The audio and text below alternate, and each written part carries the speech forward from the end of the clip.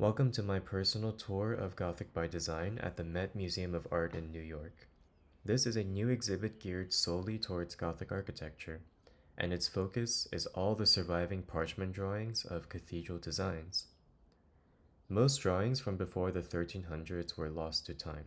For example, we have no surviving drawings of Notre Dame. It's unfortunate that most drawings were discarded, either soon after the building was finished or through war and revolution.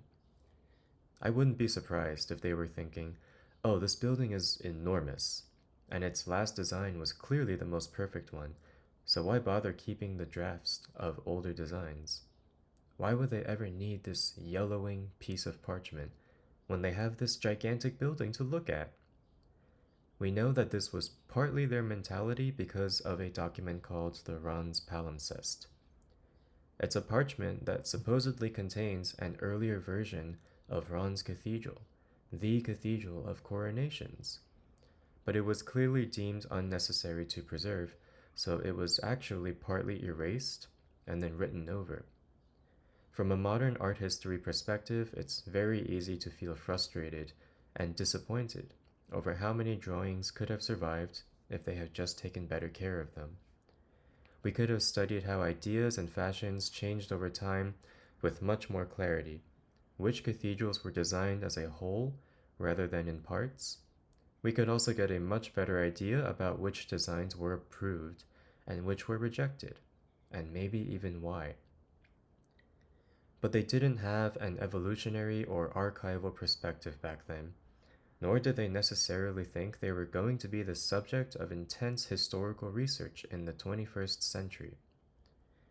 They didn't know that one day people would be interested in studying the progression of design in, for example, Notre Dame's facade from 1160 to when it was finally built between 1220 and 1240.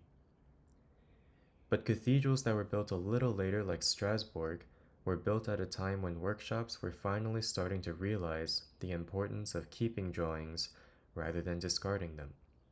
That and the Rhine workshop was particularly interested in preserving and documenting older designs.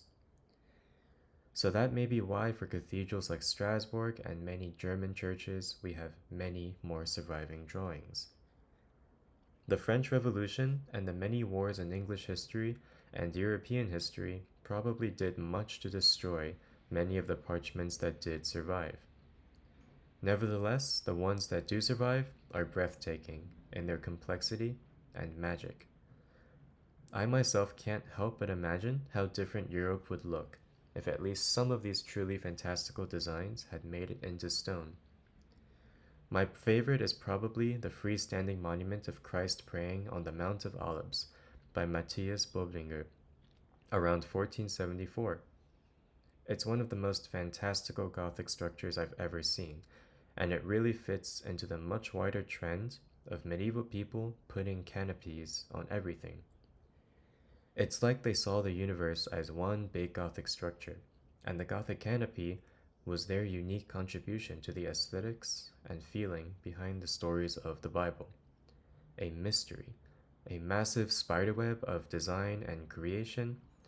Between the strings of this web are all the events of the Passion, right down to their present day, in one big continuum of time, which, of course, to us, is history.